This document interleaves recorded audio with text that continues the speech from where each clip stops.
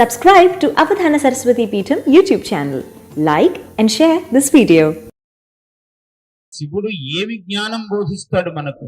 నువ్వు అభిషేకం చేస్తే, శివుడి మీద ఒక పుష్పము వేస్తే అన్నాడు, అర్చామి తిథయా యదేవ కుసుమం క్షిప్వా జనో ముచ్యతే. నీలకంఠ దీక్షితులని సంస్కృతంలో చాలా గొప్ప అద్భుతమైన కవి ఉన్నాడు.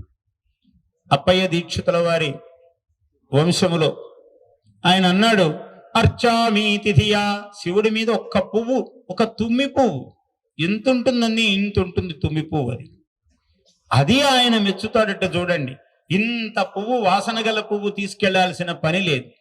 అర్చామి తిథియా యదేవ కుసుమం క్షిప్వా జనో ముచ్యతే.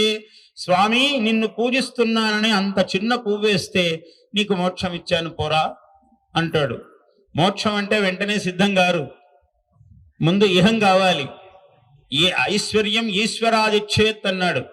ఆయన ఏమీ అక్కర్లేదు. కరస్థే హేమాద్రౌ, ఆచార్య శంకరులు చెప్పారు, ఎడమ చేత్తో పట్టుకున్నాడు బంగారు కొండను విల్లులాగా. ఆయన మేరు పర్వతం అంటే బంగారు కొండ, మేరు ధన్వా అన్నారు శివుణ్ణి.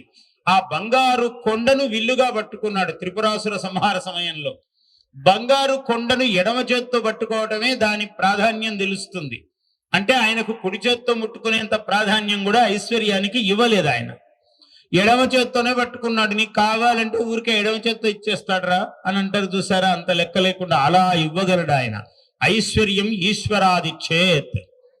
ఇప్పుడు ఆయన చెప్పారు మనకు, అనంతానంద గారు, ధాత్రి ప్రదక్షిణం చేయండి అని, అక్కడ శివుణ్ణి పెట్టి చెయ్యండి అని.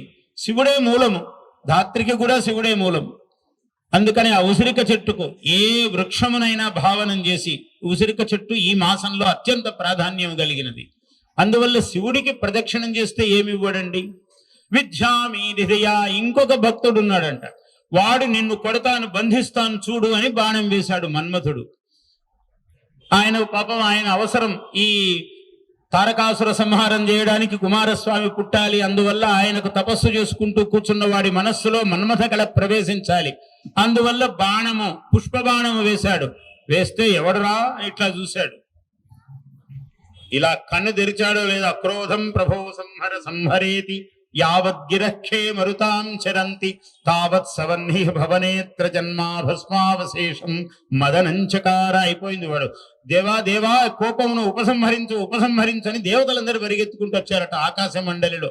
అలా అంటూ ఎంతసేపు వాళ్ళ శబ్దాలు మనకు చెవికి చేరే లోపలే అక్కడ ఒక బూడిద గుట్ట అయిపోయింది. మన్మథుడు అలా భస్మం అయిపోయాడు అన్నాడు. అటువంటి వాడు శివుడు. అందువల్ల నీవు భక్తితో పుష్పము వేస్తే నీకేమైనా ఇస్తాడురా. ఇంకో విధంగా అశ్రద్ధ అయిన పనులు చెయ్యవద్దు శివుడి దగ్గర అని సూచిస్తున్నాడు. అంటే భక్తి భావముతో ఉండు, నీకేం కావాలో ఇస్తాడు. బోడాశంకరుడు ఆయన ఇవ్వనిదంటూ లేదు, ఆలస్యం కూడా చెయ్యడు. నీకు ఎప్పుడు కావాలో అప్పుడు ఇస్తాడు. ఏ క్షణంలో కావాలంటే ఆ క్షణంలో ఇవ్వగలవాడు. కార్తీకం మరీ విశేషము స్వామివారికి. ఆయన సుప్రసన్నముగా ఉన్న సమయం. Subscribe to Avadhana Saraswati Peetham YouTube channel. Like and share this video.